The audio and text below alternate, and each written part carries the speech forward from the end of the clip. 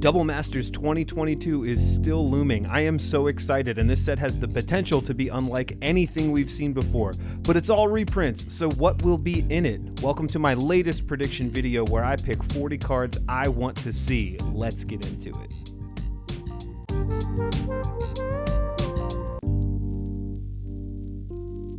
Hello and welcome back to the channel. I really appreciate everybody's response to the last prediction video that I put up. There was so much discussion that took place. I jumped in as often as I possibly could. I thought a lot of your own suggestions in the comments were great, and I'm going to make some honorable mentions here to reference those.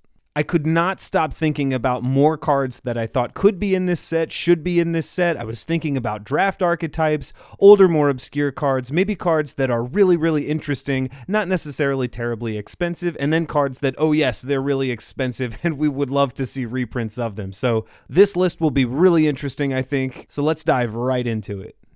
But first, if you like videos like this and you'd like to follow along, subscribe to the channel, hit the like button, leave a comment. It really does go a long way. Up first, just a few honorable mentions. Dockside Extortionist, Imperial Seal, and Mox Amber were mentioned quite a bit in the last video's comment section. I think these are fair game for a set like this. They would be more high-end cards, absolutely, but sure, throw those in here. Dockside's the one I probably feel the least likely, but maybe it will happen. It certainly could use the reprint. Up first, Doubling Season. I think that Wizards will reprint Doubling Season again in the Double Masters set because it could be a bit of a signature include for them. The card is worth more than it was before Double Masters when everyone said, it's too expensive, we need a reprint. That reprint was interesting. It was at Mythic. It didn't inject a ton of copies. The price is a little higher now even than it was then based on what I'm seeing. So I think Doubling Season maybe gets thrown in there as like a character or flavor move anyway. So let's see. This card is a favorite of mine, and I definitely want to highlight it. Viridian Revel. I love this card. Personally, I bought a huge brick of them not that long ago when I saw like Treasure was going to be part of Magic indefinitely when it was about 25 or 30 cents or so. This card is basically anytime someone cracks a treasure, you can draw a card. You don't have to, you may. So, whoa. Terrific advantage engine. I did a video in the past on Power Leech and Haunting Wind as kind of the reserve list cards in Commander. Power Leech and Haunting Wind are kind of in the same vein. You know, you're benefiting or punishing someone for using treasure. I mean, they talk about artifacts, but I'm really thinking of it in the terms of treasure. So Viridian Revel for 3 mana, it sits there, and anytime anybody pops a treasure, you get a card. I mean, that's ridiculous. Come on. This card has shot up. It's like $4 now. I've talked a lot, but Viridian Revel, awesome card. Maybe think of picking this up. If this comes out in this set, that would be awesome. I would love it. Nature's Will is another card I think should be in this set. This is a more expensive card. It's from Champions of Kamigawa. I love playing with it. It is one of those do-nothing enchantments that very quickly becomes something that's doing a lot. So Nature's Will could be a cool way to reintroduce this to people. Savage Beating is a rough card to play against. I think that attack again types of spells are always at home in any draft environment. This is an interesting card. Probably could use a few more reprints. I love playing with it personally, but Savage Beating, maybe this is a really good home for that. Torment of Hailfire is never fun to play against, but very fun to play with. It hasn't had a reprint. It's not that old, obviously. It's only from Hour of Devastation, but throw a card like this in there. It seems to be a fan favorite, and I like including it in this set. I think Ink Moth Nexus could find its way in here. They did Blink Moth Nexus in the last set, and we also saw Mutavault here, the kind of person lands cycle, the colorless ones. So I say maybe they round this out and put Ink Moth Nexus in the set. It occurred to me that they probably could do that. So let's see if that makes its way in. A very classy include could be Birds of Paradise. I haven't seen a Birds of Paradise reprint in a while. I think that it would make sense to throw it in here. It's a classic piece of Magic. It's a great rare slot card. You are always happy to pull a Birds of Paradise. It doesn't matter what format you're playing. Birds of Paradise, throw that in the set. On the topic of mana acceleration, slightly less interesting but just as cool is Tangleroot. Tangleroot is a really cool mana accelerator that I don't think is popular enough. Imagine this thing in like a Legacy Elves set. You're playing a creature, drawing a card, getting mana back to play the next one that you just drew, on and on and on and on and on. Very cool card. Phyrexian Obliterator is just a beefy card I think in the Mythic slot would be kind of cool. They can't just keep reprinting the same powerful mythics, you know, Wormcoil engines and such over and over again. So this would be a really cool mythic slot, really just powerhouse, a limited bomb. Core Haven is a card I think would be interesting to put on. I love this card. It is a card from the era where Magic needed to tone its power level down a little bit. So you can see this is obviously a worse Maze of Ith, basically. But if you're playing white, I think this is a consequence-free include in your land base, and I would put this card in this set. Kind of interesting, reintroduce it to people. Cloudstone Curio is a card that I think could make its way into this set. It has not really had a meaningful reprint since Ravnica. I don't really know why. This is such a popular card. It's really pricey. I could definitely see it being at home in a set like this, a little higher end, adds some value to the rare slot. Imps Mischief is a card, speaking of reintroducing to people, that I would love them to put in this set. We were talking in the last video about how cards like Withering Boon inject a little bit of the unexpected in the draft environment. Imps Mischief is just that. It's essentially kind of a 2-mana counter spell in most instances in black. I love it. It can do all sorts of shenanigans. Throw Imps Mischief in there. I mentioned in the last video that Demonic Tutor would be a kind of a good staple reprint in sets like this, but I also mentioned that Worldly and Enlightened Tutor would make sense. Personal Tutor would round that cycle out, and if I'm saying that those other two should go, maybe why not this one too? This is from Portal. It's a little less common, and I think that Personal Tutor might be relevant in any draft archetype they do, so throw Personal Tutor in there. I'd love to see that. Mindbreak Trap would be a very interesting card in this set. At worst, it's a 4-mana 2-for-1, right? You can counter any number of spells with it, but if a player has played 3 or more, it's free. So someone storming off, you shut down the entire turn. Someone that's having a counterspell battle with someone else and you really don't want that thing to resolve and you're playing a multiplayer format, throw this thing out there. There's a lot you can do. I think reintroduce this card to folks too, Mindbreak Trap. Steelshaper's Gift is a card I'm throwing in here, not a rare or mythic, and I'm trying to focus on just those in these lists, but this is priced, let's be real, like a rare or mythic at this point. I think that you could tutor up really, really powerful equipment that might go in this set. Maybe that's a draft archetype, maybe that's something they're going for, I don't know, but Steelshaper's Gift is a card I think is worth a reprint here. Probably see it at rare maybe, or maybe they do it at an uncommon and you just can barely pull any in a pack. They sort the packs a different way. Deflection is a card that I'm putting in here as a bit of a placeholder, right? Because Deflection is not an expensive card. It's a rare. It doesn't do what a rare does these days. I think that it's interesting to throw it in there. I could see it getting downshifted to uncommon, but I'd like to see cards like this that have a basic ability that are also from Magic's distant past. It's still relevant. It's generically useful. So I think putting some cool, generically useful cards in a set like this would be cool. I'm going to cheat a little on this next one just to break it up a little bit. Cards like Dark Ritual or Burnt Offering, Barbarian Guides even from back in the day, Elemental Augury, Clairvoyance, or things like Binding Grasp. Like these sort of utilitarian commons and uncommons from deep in Magic's history are the types of cards I would love to see Wizards dig in and put in a set like this. Go back into the past, resurrect the cards that were designed so well back then, they are super relevant today, and throw them in a set like this. Like this would be so cool. Could you imagine these cards with new art? I have no idea why there's a Stegosaurus in Elemental Augury. Someone help me with that. Limdol's Vault is a very interesting card. Yes, I know it just got a reprint, but I would put it in here again. It's a little expensive. It is a different way to tutor. You're going to pay for it a little bit more, but I think that it is a cool alternative. Maybe reintroduce people to a card like this. Tell them that old cards are still relevant today. Lich Lord of Unks is part of a 3-card set here from Alara Reborn, oddly enough, that I'd like to talk about. Lich Lord of Unks, I think this is just a flavorful include if Tribal becomes a pseudo kind of draft archetype or a subtype. Zombies have never been more relevant than they are now in Magic across the board, and I think that Lich Lord of Unks is just a cool card to put in at a time like this. On that same token, Mael's Aria is a card I think could use a reprint, but also could hint at a very, very interesting draft type. I think that maybe like a Naya Zoo, creature heavy, +1/+1 counters, tokens, like kind of mix in all of the things that are centered around creatures in that color spectrum in Magic. Throw a card like this in and it's a really, really cool alternative win, but it's also a card that, could use a reprint. Rounding this out though, Earl the Miststalker, I think would be a very cool card to open up in a booster pack. You know, you're sitting there, you're opening this thing up, and you get this powerhouse of a creature. That makes opening boosters fun. This is a really relevant card as it is a bomb in limited, but it's a commander that's maybe kind of fallen out of favor. I think it maybe could feed into that creature focused or maybe even like auras and enchantments focused draft archetype. Let's see where this ends up going, but a card like Earl the Miststalker, just a really beefy older creature, could be cool to put in a set like this. Spellseeker is another one of those generically useful, powerful cards. It's got a lot of value to put in the rare slot, and it does something that's going to be relevant no matter where they go with this set in terms of draft. We don't know yet. It's all speculation, but Spellseeker I could see making its way into this set.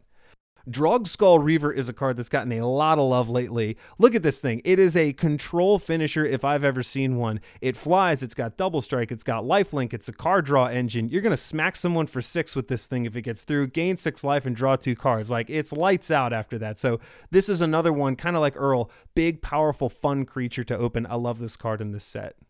Pulse of the Forge is a card that I love. Let me make a case for it. 3 mana instant, you deal 4 damage to a player. If they still have more life than you get this card back for free. No ifs, ands, or buts. I love this. You always have the threat of whittling someone down to your level if you're behind. It's such a cool card. I've never really seen another card kind of like it. I would put this in this set. It's a fine rare to pull. It's not too expensive, but a fun include nonetheless. A more fun include that is also more valuable, Kolaghan's Command. This is relevant, obviously, in tons of constructed 1v1 archetypes.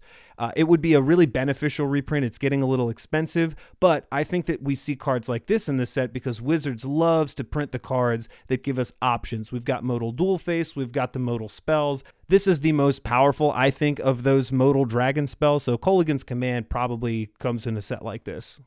Dolmen Gate would be a really cool card. This is kind of like an Iroas effect, but it's really simple. Your attacking creatures don't get damaged. It's really cool. Throw this in the set. It's expensive, could benefit from a reprint, but maybe, again, ties into, I've been saying maybe there's kind of an artifact subtype, but maybe there's also this kind of Naya Zoo creatures archetype in draft. This card maybe bridges the gap between the two. Funness ensues. Who knows?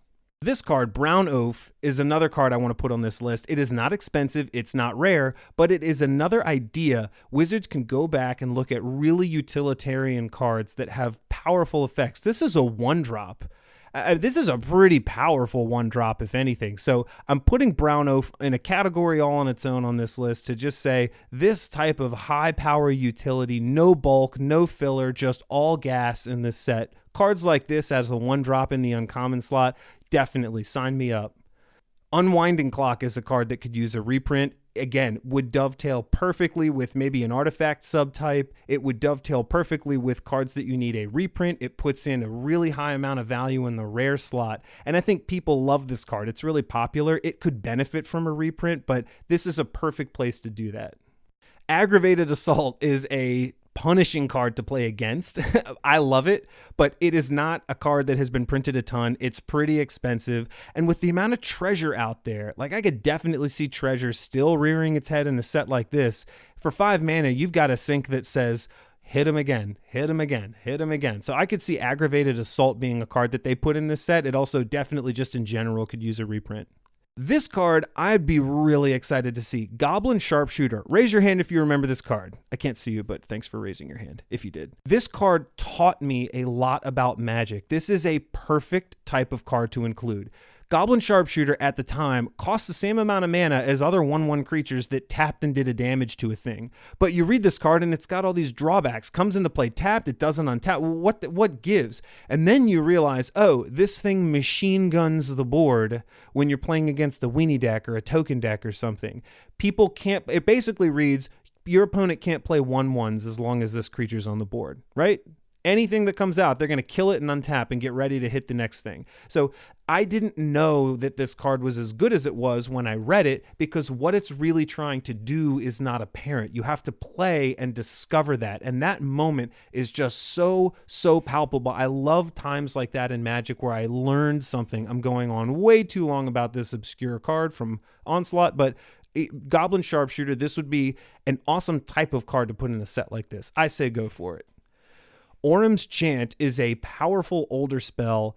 I don't know why it never really got a reprint. It's another one of those just generically good cards. It's popular in constructed formats, well outside of Commander. Doesn't really do much in, you know, Magic's most popular format, Commander. But this could be a card I see if we've got some kind of a spell slinger type of archetype brewing. It's also just a card I think reintroduced to people. Lots of value in the rare slot, super useful in anything, orams chant.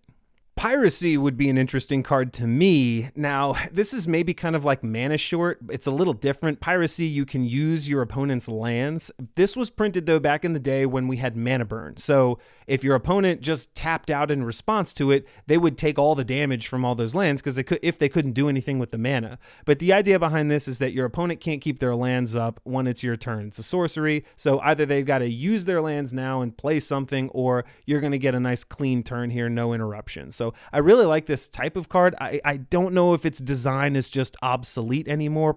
Maybe not. I don't know. But interesting card like this. Throw it in.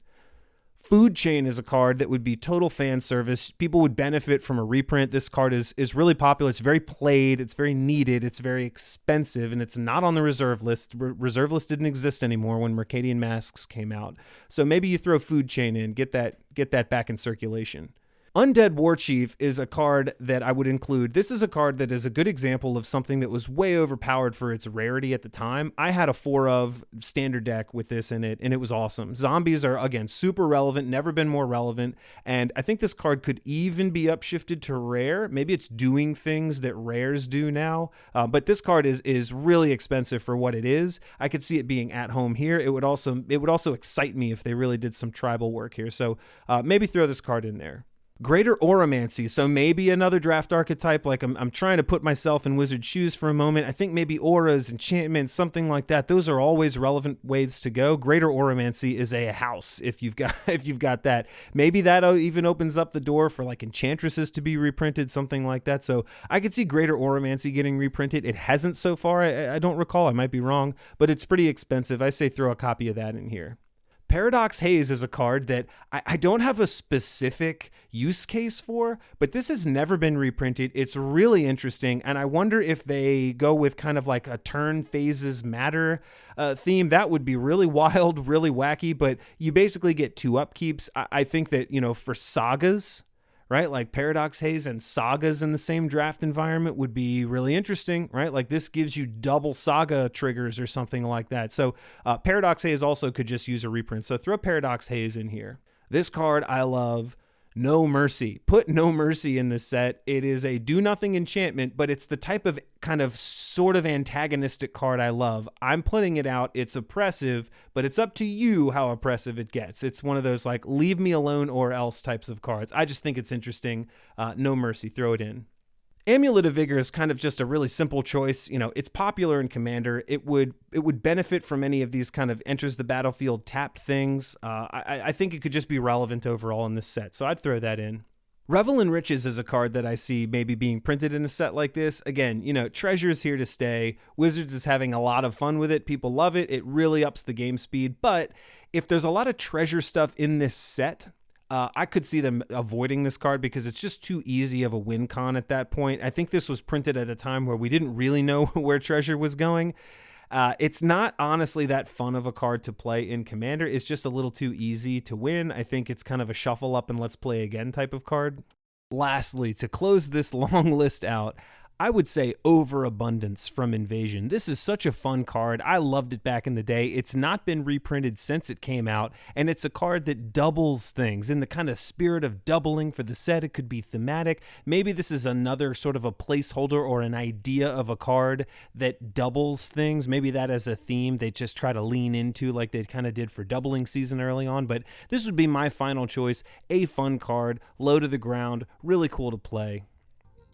So there you have it. Thanks for sticking around for such a long time. This one was a lot longer than the last video. I'll try to make it shorter. Do I dare do this again? I don't know. Let me know what you think in the comments below. Did I miss anything? I've gone through 80 cards at this point.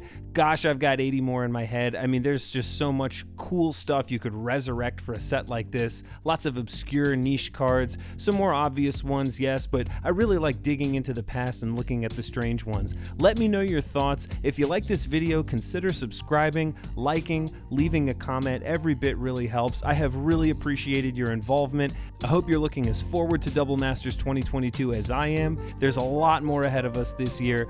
Thank you so much for your time, for your input. It really, really does mean a lot. The world is a little crazy right now, so I would remind everyone to just stay the course, buy only what you love. I've got a lot more coming out soon on those types of thoughts. So until next time, take care.